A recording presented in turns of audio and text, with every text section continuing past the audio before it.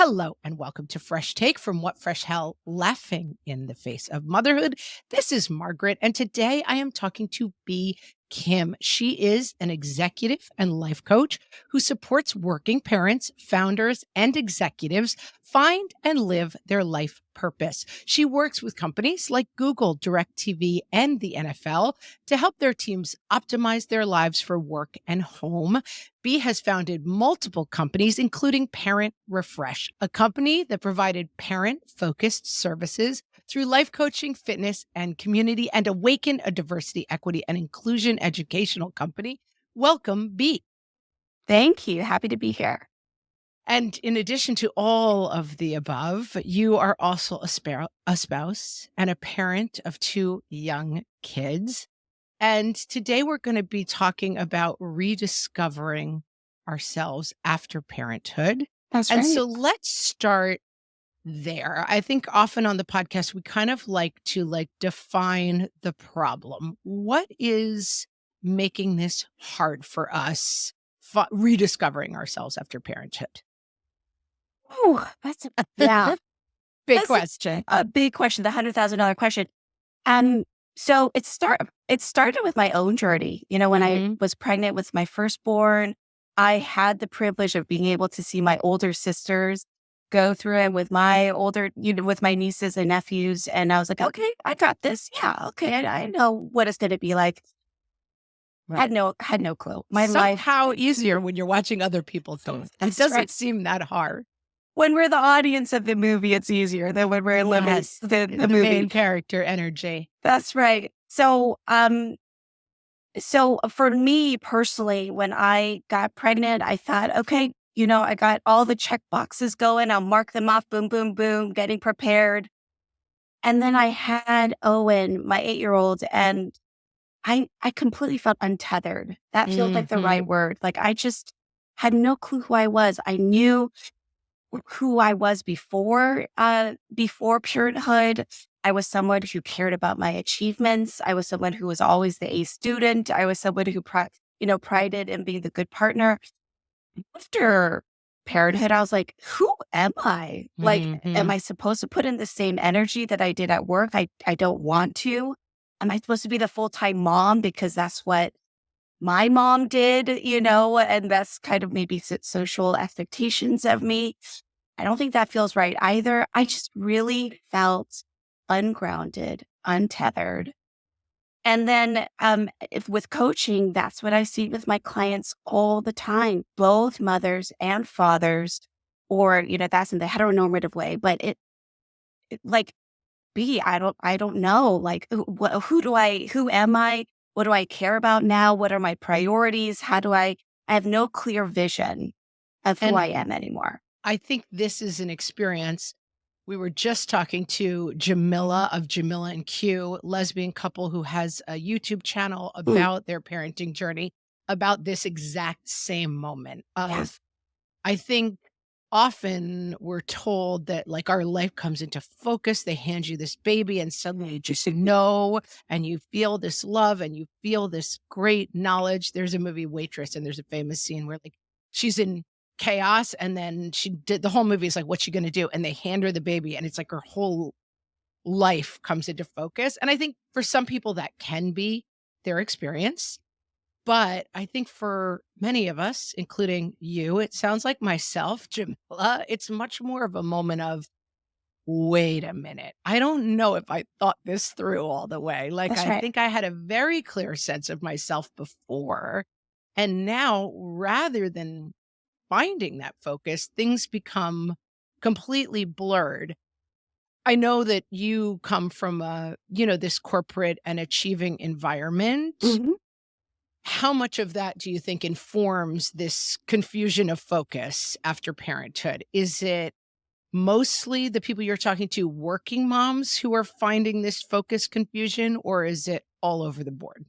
I would say it's all over the board. Yeah, I think that sounds right. Yeah. I think the corporate space, I work a lot with folks in the tech world too. It's like our identities are so entangled with our work. Yes. And it's like, okay, now that you take that away from me, or even cut down some of that, or having to, remanage your expectations, becomes really confusing. And then that kind of spreads over and crosses over to like, what does this mean about other things that I thought I was sure about, Mhm. my hobbies, or I was such a big concert goer, and that was Mm. like the thing that I identified myself with in the 20s or 30s. And now I don't have time for that or energy for that, or, who's going to take care of the kids?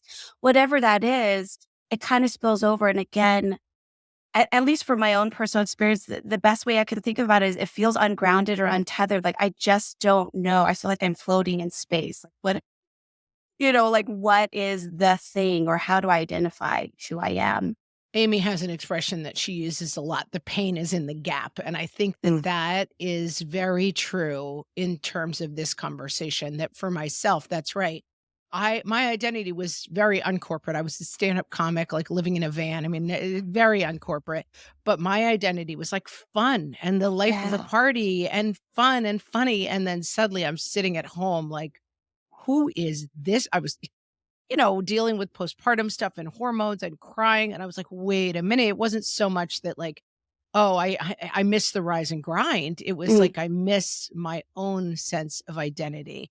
And so in terms of, I think for a lot of women, and I'm interested in your perspective on this, that gap between, and then it sort of becomes like we're failing in both spaces, right? Yeah. That like Yeah. we're not doing a good job as moms, but we're also not in our old life, and that we're kind of lost in this intermediary space. Is that something you find? Yeah, I love that the pain in the gap is in the gap. And I've also heard it where it's like that transitional period feels very liminal, right? Like I'm not in space A, pre-parent. I'm not in space B, post-parent, where I feel comfortable in this new identity or Hmm. additional identity And of liminal, we would give Amy 25 cents for an SAT word, but liminal means it's a space between spaces, that's right? It's right. a That's right. it's That's right. not It's like the necessarily here or hallway, there. right? It's the Between hallway. rooms. That's That's right. right. That's And there's right. a crying baby in the hallway Yes, also, there's a which makes crying it baby in really your arms, problematic. and you're like, "What do I do with this thing?" And this baby is not laughing at my jokes, and it's not a good audience. And No, definitely not laughing at my jokes. Although, by the time they're like 7 months, my routine, "Whose feet are these?" really starts to with the 7-month-old out. I always joked I could open a comedy club for babies where the only thing I said was like, "Whose feet are these?" Because 'Cause I'm telling you, it cracked. I had 3 kids. They all cracked up at "Whose feet are these?" I'm cracking up, and I mean, it's yeah, pretty good. It's a pretty good bit. yeah. I'm not gonna say it's gonna play at the Chuckle Factory in Ohio with like a beer drinking crowd, but you never know. You never know. What can I just say? My husband always says that I have the sense of humor as like a child because I love slapstick. Yes. Humor, I just love it. Like, get anyone to slip on a banana and I'll be crying. Yeah, my husband So, is exactly the same way, and it's funny, I'm kind of a comedy snob, I'm like, "Oh, really? You're laughing at this? Come on." But whatever works for you. Um, and so if you were to describe this, like, the liminal space pain, what are the conversations that you're having with people? What are they saying, like, "This is it all just this feeling of, like, I don't belong here?" Is that what people are bringing to you? What are people coming in and saying, "This is what I need to dial in on"? I think one of the most common things that people come to me and that I also experienced was this mismanaged expectations, or just Mm, I had this expectation of what motherhood was supposed to be like that in it, right? Like what the right. Waitress movie. By the way, in Waitress, she says no to Nathan Fillion. I'm like, come on. Yeah, so that might not be a good movie to look to for your That's not life a good advice example. anyway. No, but right, we have this expectation of, oh, I'm gonna now become a full-time parent, or ooh, I'm gonna have my parental leave. I'm gonna come back and things will be the same, or whatever our expectation is. And then it gets flipped on its head. Mhm. Whatever the expectation is, it's often just flipped on our head, whatever it is. And then that's when people come and say, I thought it was gonna be like this. It's not. And B, I feel lost Mm. because this expectation is not being met. And I think S- this moment for people listening, I'm focusing on, like, the childbirth moment, the moment where everything changes. I have found in conversations that go on in our Facebook group that for a lot of people, this comes at 40th birthday. It comes at 45th birthday. It's not necessarily the moment you have a child that this conversation begins, but sometimes people do have that like rainbows and unicorns baby moment. But then 10 years later, as their kid starts to go to elementary school, 20 years later, as their kid starts to go to college, that's when they're finding themselves in this place of, wait a minute, I'm lost about who I am. Yeah. Yeah. I mean, I could go on and on about just the changing relationship that we have with these different milestones of our lives, the changing relationship we have with our bodies as women Mhm. in particular. Of like, wait a minute, if this was, a sexual body and now it's becoming this like creation body and now it's this feeding body and I'm going through menopause. Yeah, suddenly you wake up and it's an older body. You're It's like, an "Wait a older minute, what body. what what happened in that 10 years? I wasn't paying attention." That's right. Yeah. I look in the mirror, I don't recognize who I am Yeah. anymore. So there are very similar textures and flavors of these questions of, wait, I poured myself into my children, or I poured myself into this identity of how I saw myself, or I poured myself into whatever it is. And now it's changing. And what does that mean for me? Everything that I believed I was no longer is true. So now nothing is true, right? We kind of tend to jump into these conclusions of, I thought I was sure about who I was in the corporate space, but now that I'm not sure of anything. It's all gone. Right? I'm Everything is lost. gone. Yeah. I'm stuck. Well, luckily for us, B has some thoughts about how we can define our lives and help ourselves out of these bad spaces. I am talking to Bea Kim, and we will be right back. So, we've definitely defined the problem. This is hard. We feel lost. It's difficult. We feel it for all sorts of different reasons. We feel it at all sorts of different ages and stages for our kids and ourselves. You have written a lot and talked a lot about how to start defining priorities in our lives Mhm. and how that can help us out of this kind of lost space. So, start with the idea of defining values and what that looks like and why it's something we should be thinking about. So values is such a huge tenet of my coaching. It's such a huge pillar of my approach to life. I feel like it's foundational, which is if we know what our values are, which are those intangible things that like inform what's important to us in our lives, then everything else becomes so clear. Life Mm, becomes so much easier, not easy, but it becomes much easier if we know what we're solving for, which is the values that are important to us, right? And so I liken, if you know your values, then we're like way beyond into the path of really, really rediscovering who we are after mm. whatever these milestones are, whether it's baby, whether it's 10 years after baby, whether it's, post, whatever it is, menopause, etc. Then we start getting an idea of, oh, right, these are the things that are important to me. And therefore, I'm starting to get a handle again of who I am because of these are the things that are important to me. And one of the things that I think you concentrate on and do well, which is, I think, a very tricky part of values, because I think where we get confused sometimes is what is a value? That, like, I want more sleep. I want more money. Mhm. I wish paying the bills was easier. That those are not values, really. They are maybe objectives. I don't know exactly what they are. They're desires. But let's really drill down on values and what they are so we know what we're seeking. Yeah. So I always say values are intangible, often. So like the value of freedom or the value of connection, the value of adventure versus the value of money. Like I want a lot of money. I want to be rich.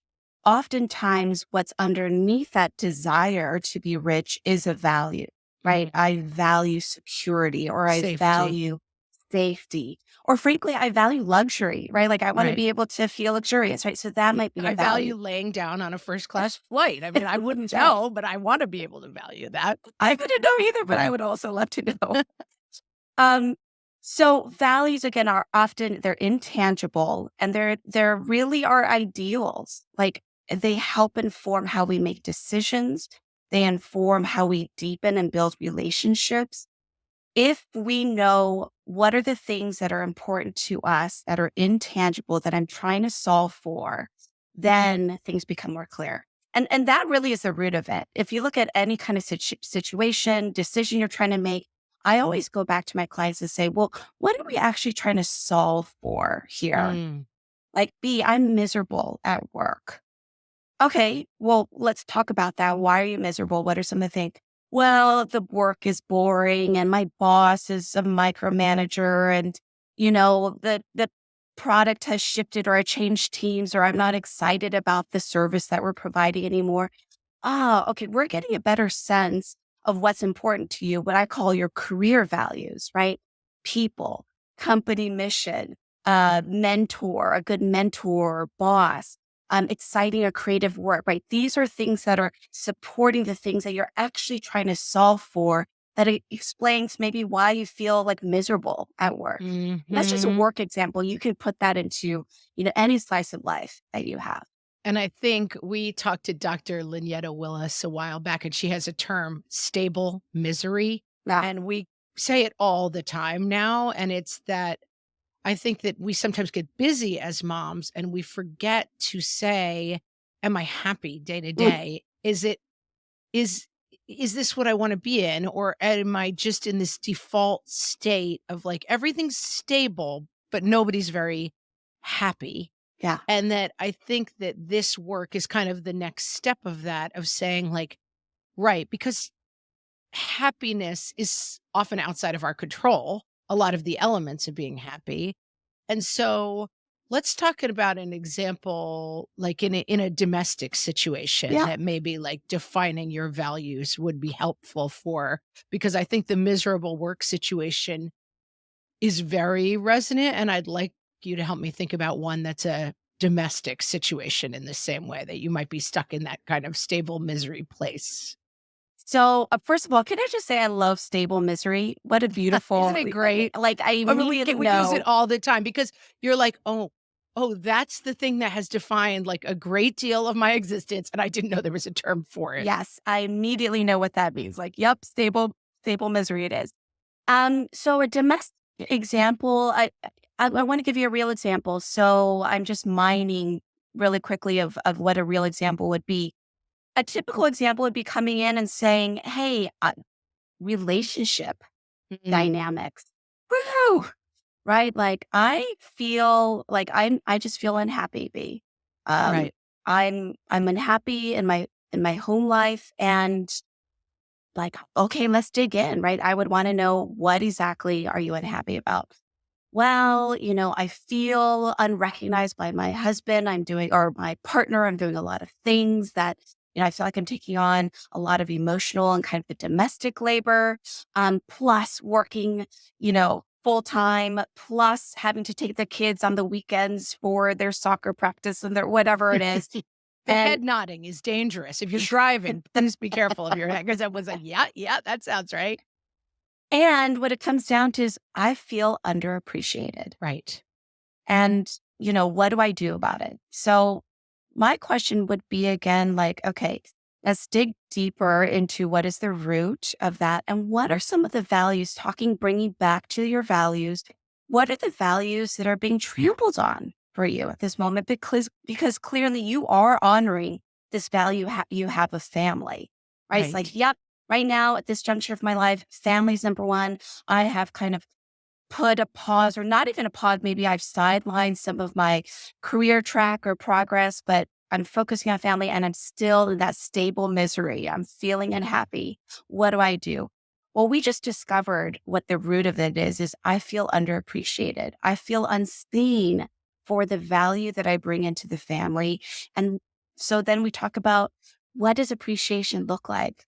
Mm, Appreciation. What is your love languages coming mhm. into, right? Because that's where some of the commingling of your values come into as well about, gosh, appreciation, gratitude, love language of gift giving or quality time or words of affirmation. Those things are important for me and they're missing for me in my life. And so be on ideally, it would look like, having more balance, like splitting up the duties that feel more equal and equitable here. I work less.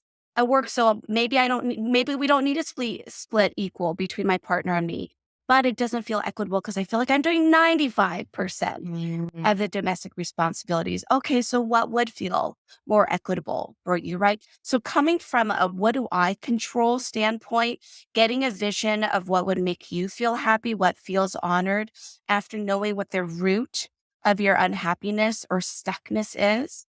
And then usually conversations need to be had, right? Like you can't, I always say, like, you can't, sure, one part of it is knowing what you want, but unless you actually communicate your needs and wants and desires, you can't be really upset that they're not being honored either.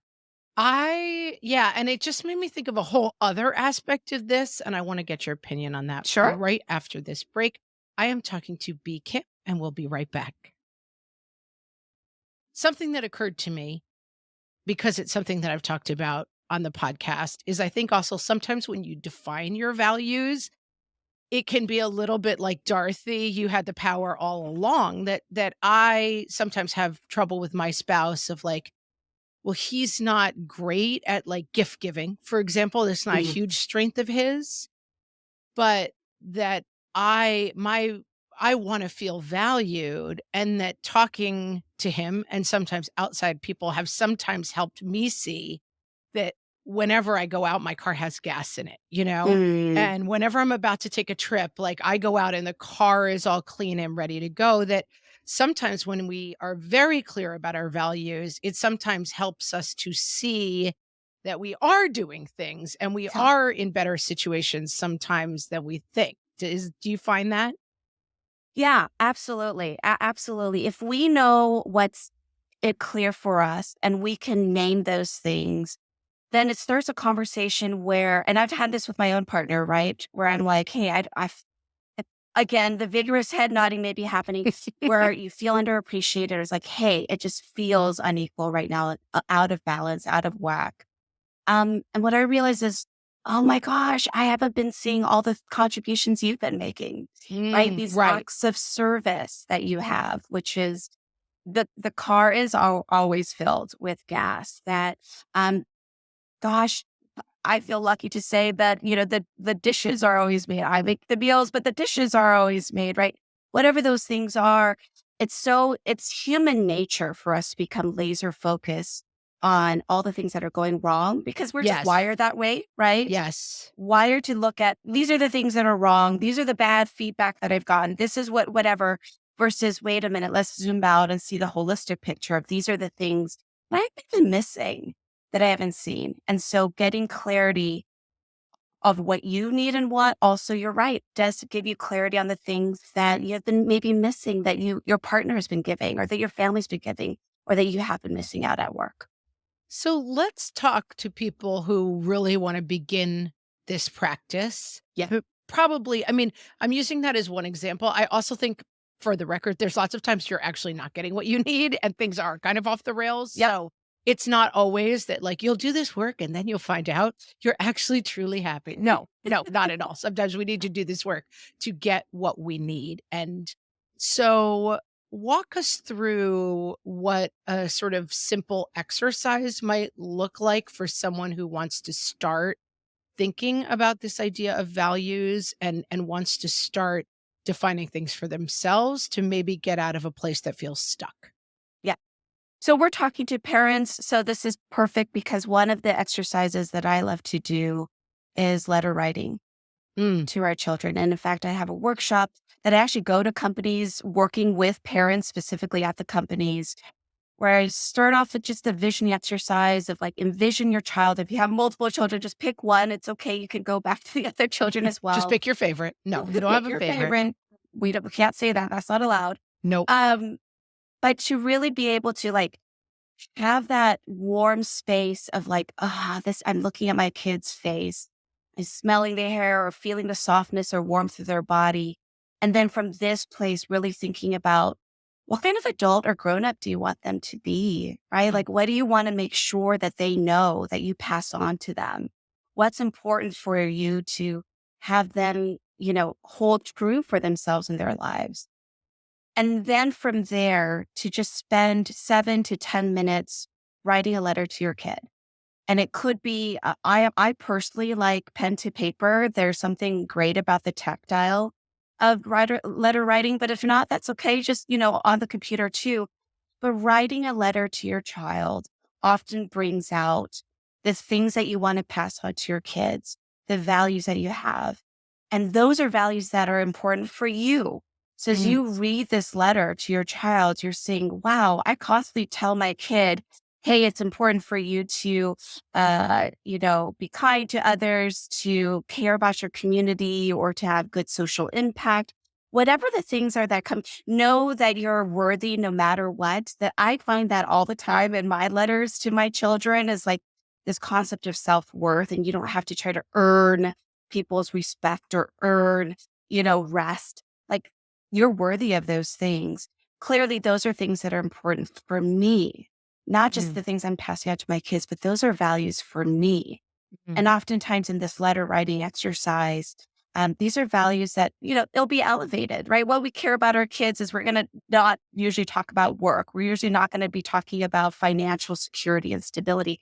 But as adults, those are things that are important to us. So we can always kind of come back and mine that letter for values, but then also put in our own values.